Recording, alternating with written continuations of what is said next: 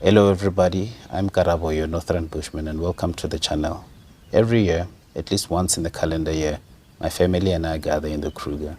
This has been tradition for the last several years. On this trip, I spent the first 4 nights just relaxing at camp and taking it easy. This one was about family, not the Bushmen.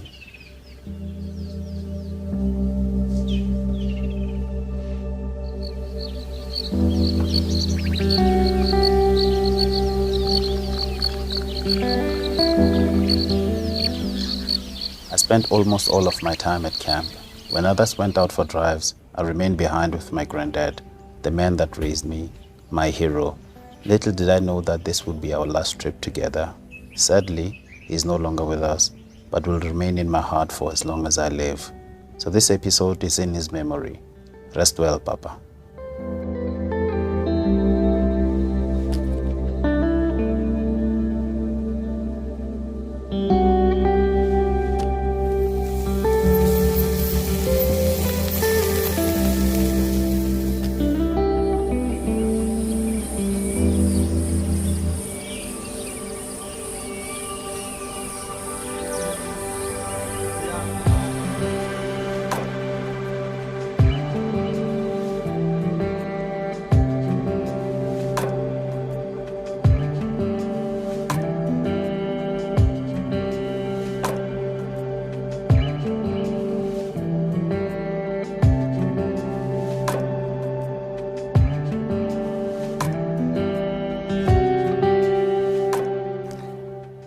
After our family had left, my wife and I remained in the park for 4 more nights. We were well rested and ready to take on the bush.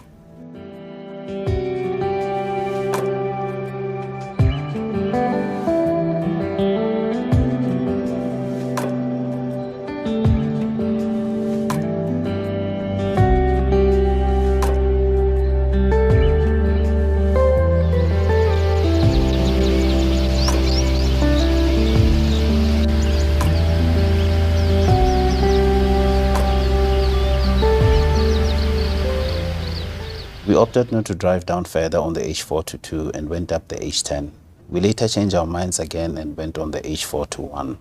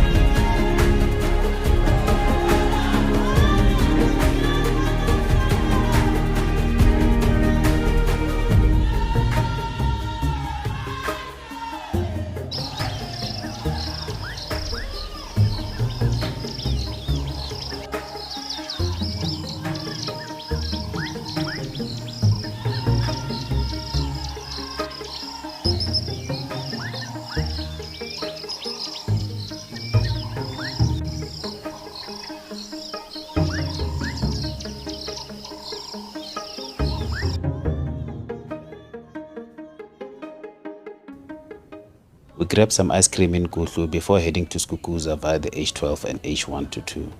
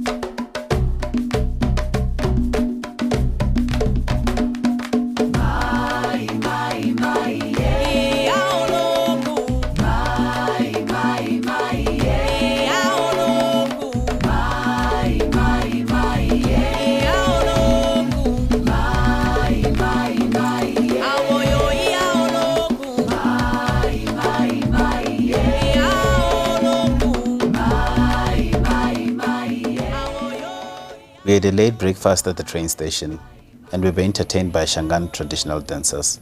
I myself originate from the Shangaan clan, so I was both proud and pleased by this performance.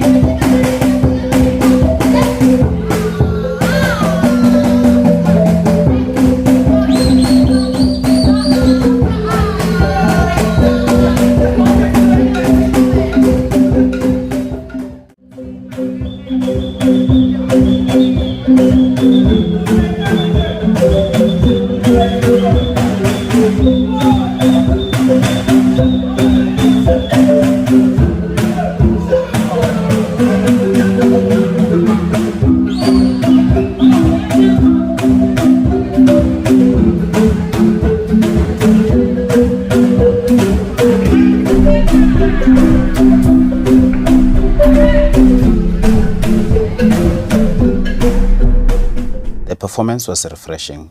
After leaving Skukuza, we did the S21 a little bit, but we didn't go in too deep. We just did an in and out.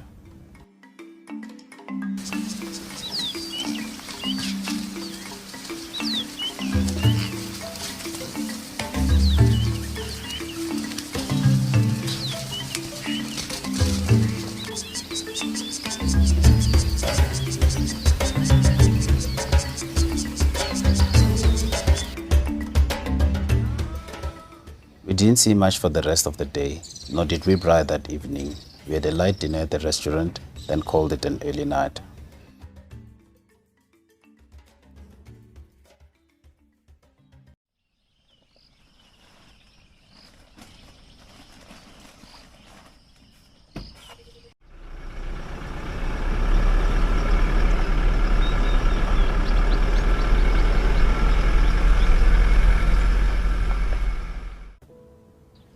We almost had a perfect start on our morning drive. We had a leopard sighting. It was a mating pair. They were right next to the road down the entrance of a culvert, but the bush was so thick we could only hear them growling, and only got a glimpse of them once they were on the move.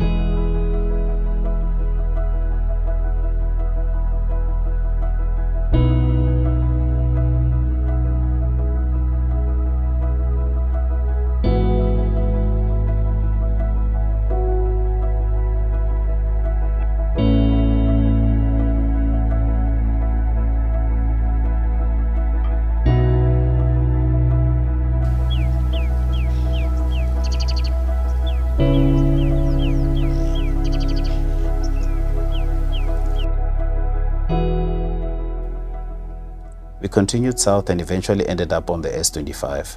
This lion sighting took a while to get into gear, but eventually one lioness came out into the open.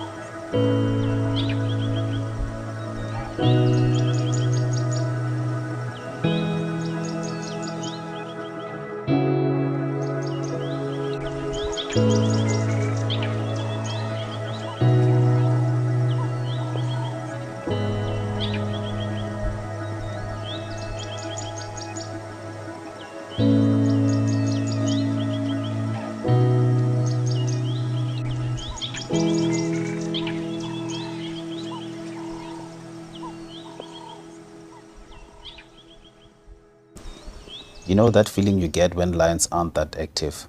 When you wish you can just throw a stone so they can move a little so you can get at least one picture. Unfortunately for the lions, this elephant read our minds and gave the lions no peace.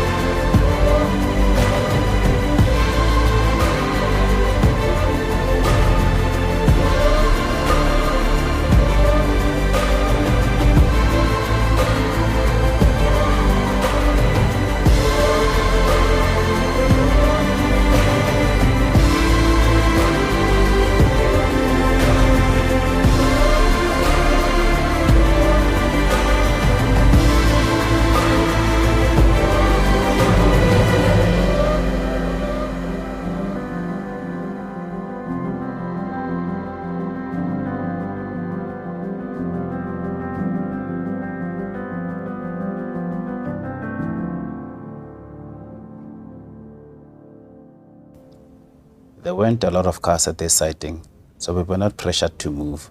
Everyone had a clear view, so we stayed put and continued to enjoy the sighting.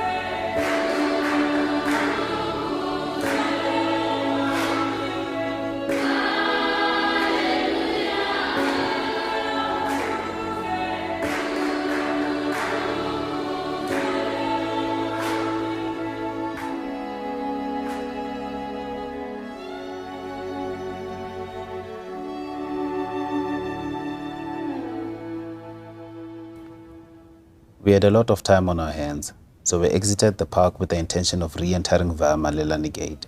Of course, the goal here was to complete the Big Five by the end of the day.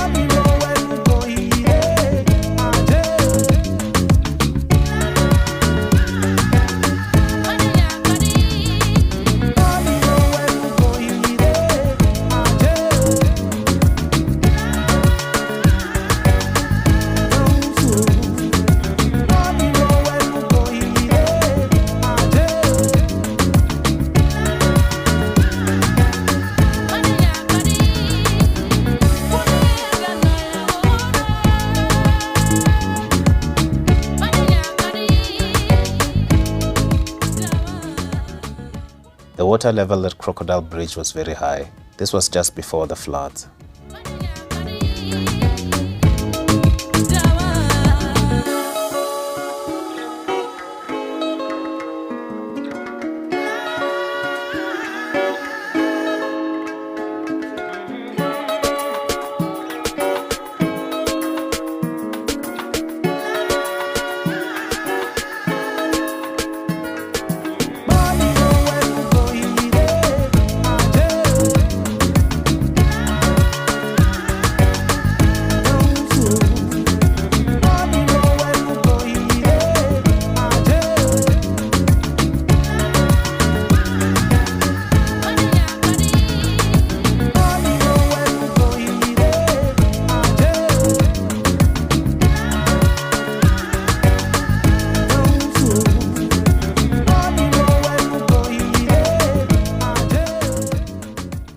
We were excited to finally have our first rhino sighting of the trip.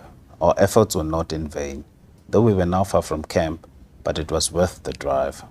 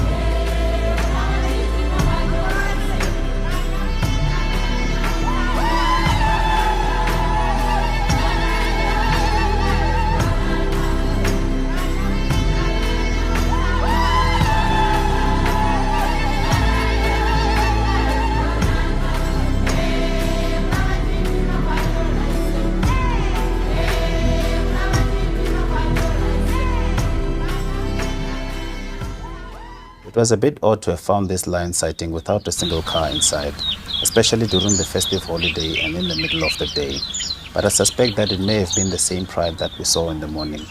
Maybe they simply moved from where they were and reappeared here.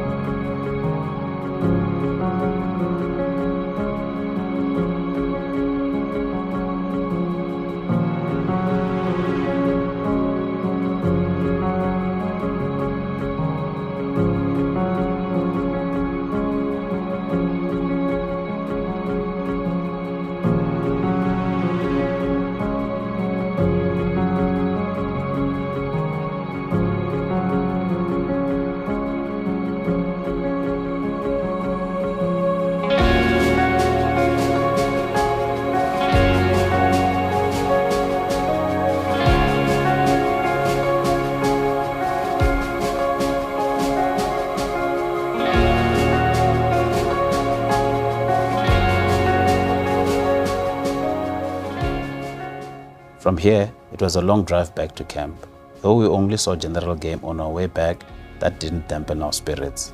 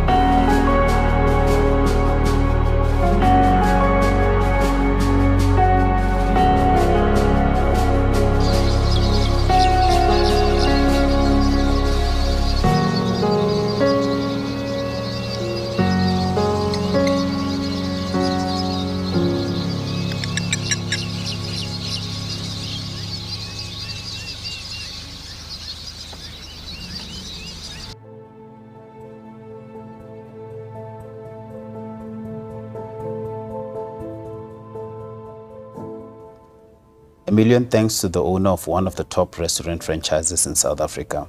They donated a few bottles of whiskey for this trip. This saved us a lot of money. And I must admit, an 18-year-old Scotch definitely adds some elegance to the golden hour.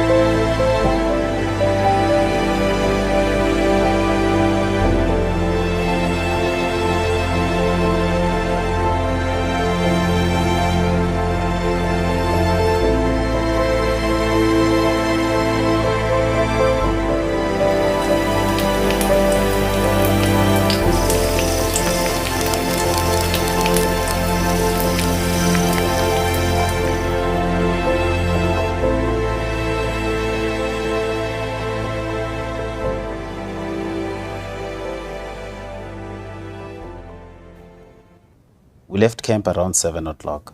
We weren't expecting a significant sighting just 5 minutes after leaving camp, and it had been a while since we had seen anything interesting at Lubze.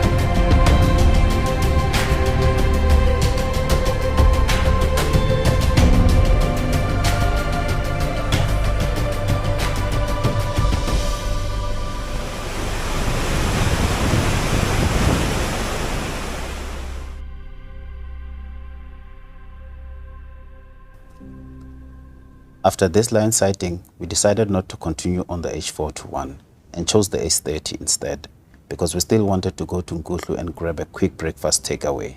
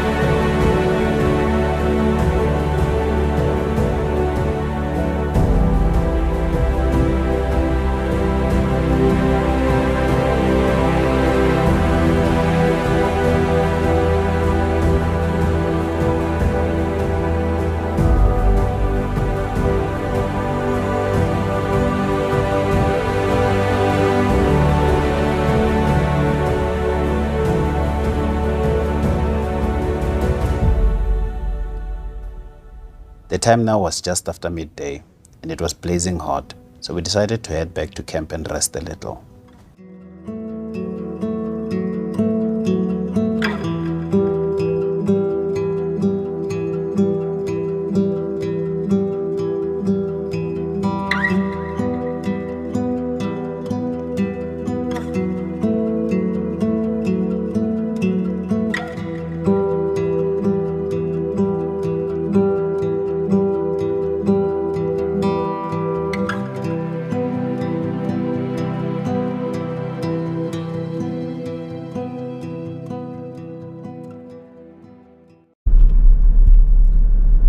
We just left camp not so long ago, about 10 minutes ago. We're thinking of going. The time now is actually 15:26, 26 past 3 in the afternoon. Obviously, temperatures are soaring, sitting at 40 degrees. Celsius. So the plan is to go all the way to Crocodile Bridge and come back slowly. So we're just going to drive 40, 50, 40, 50. But obviously we'll be looking. But go all the way to Crocodile Bridge and then come back via the S roads, depending on what we think or what we hear from other people. Because lately we've been coming across a lot of people that say they haven't seen anything. Yeah, but the sightings board has been colorful, so you just never know. We took a 2-hour rest at camp. We didn't nap or anything, just rested, drank some water. So yeah, windows closed. Normally we open our windows, but on this trip almost the whole time the aircon was on. It's so hot, and it's only going to be cool after we've left the park. So we're hoping that our luck hasn't run out just yet, and we will see. Thank you. Sharp. Our luck hadn't run out just yet. We spotted cars just after passing Tandanyati. It was a cheetah sighting, though they were not close to the road, but they were still enjoyable.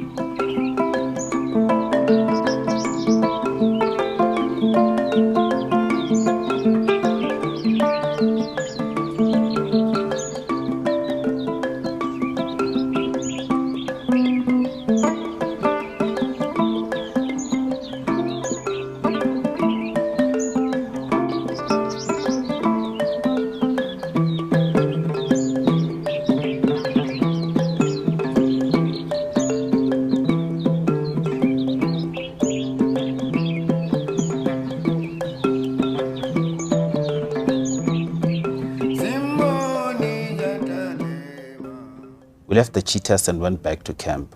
We hadn't eaten anything after leaving Kuhlu, so we just couldn't wait to start the fire.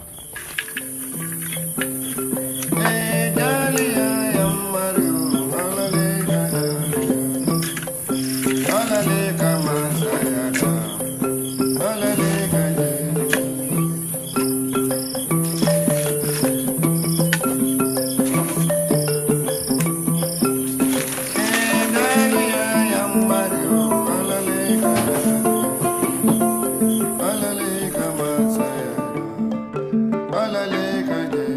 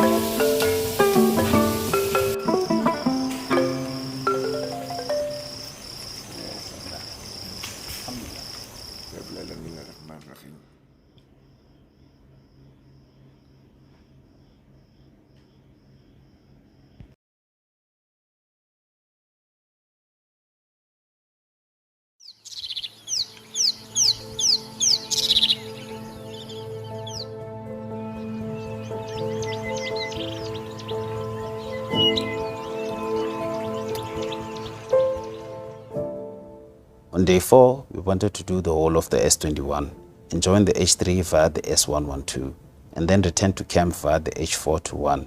So this meant that we would be on the road all day.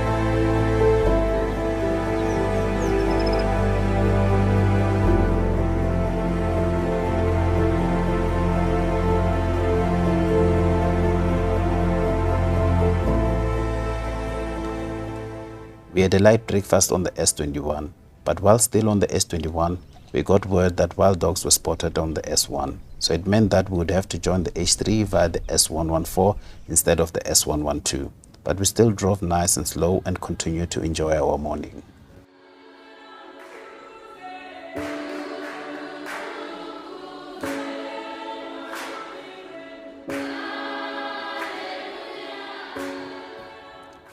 Just around Renosta Kopis, there were 2 males about 30 meters from the road. We didn't see any females here. We also didn't stay long at this sighting.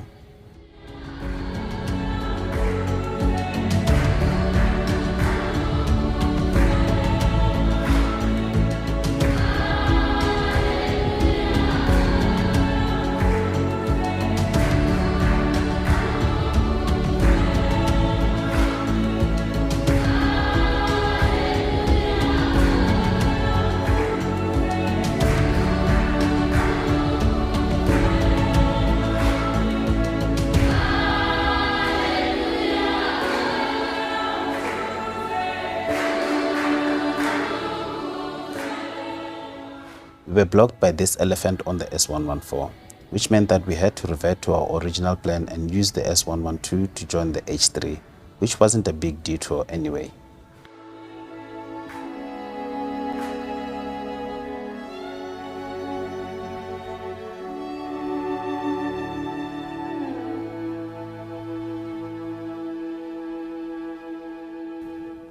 After driving for a while on the S1, our hopes turned into reality. The sight of painted fur got our hearts pumping excitingly fast. We were just hoping that the dogs don't disappear into the bush before we had had a chance to properly film them.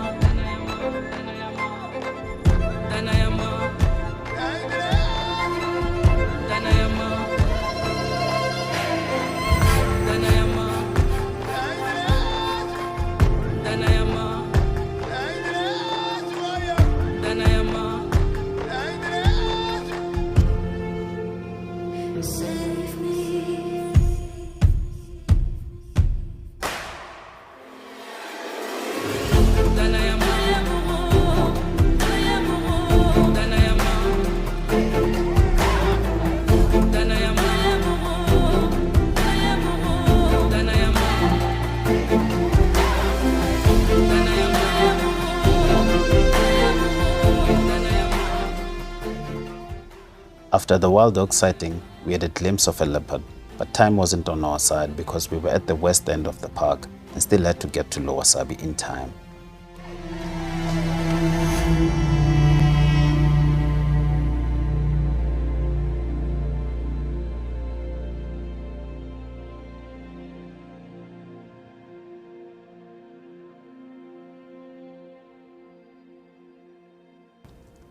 We spotted this cute hyena family on the turn to Lake Penic. We made a little bit of time for them.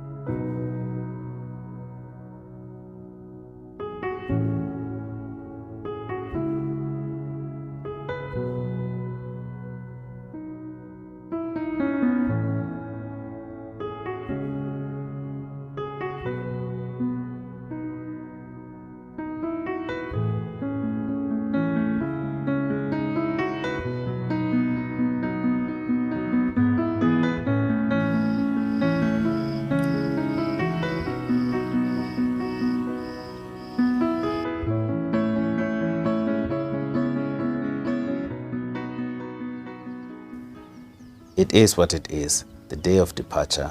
We all have to go through it at some point. And as always, Malelane Gate would be our exit point.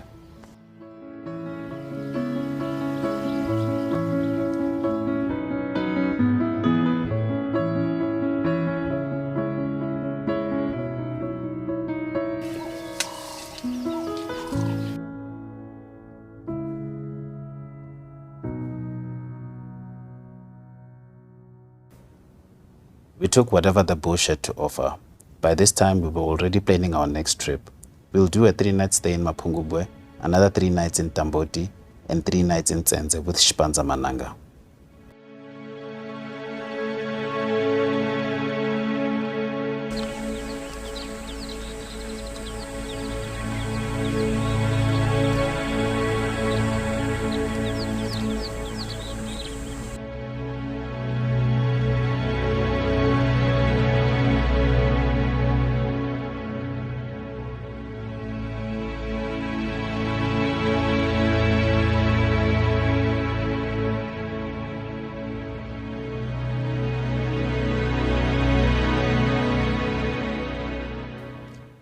We were blessed with another rhino sighting. In moments like these, one can even forget that they have to be out of the park by gate closure times.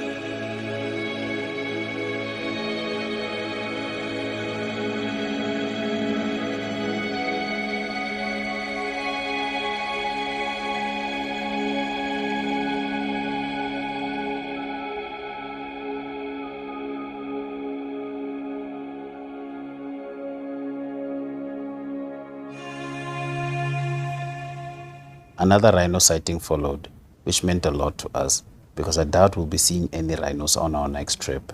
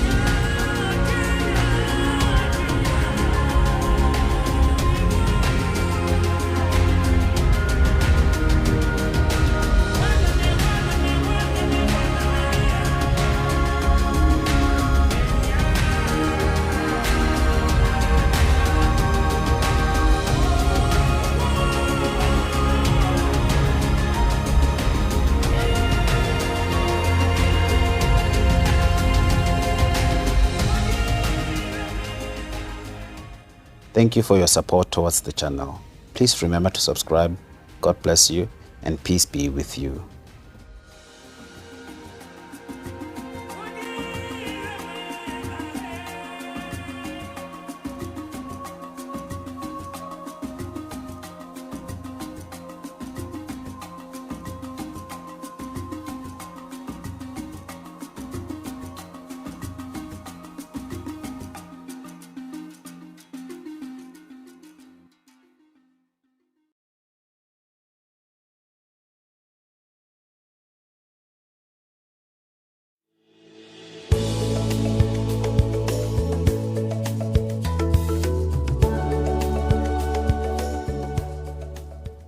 On this trip, I finally got to meet Leon in person. Check out his amazing wildlife channel, link on the description. I'm always happy to bump into subscribers of the channel. Much love for you guys.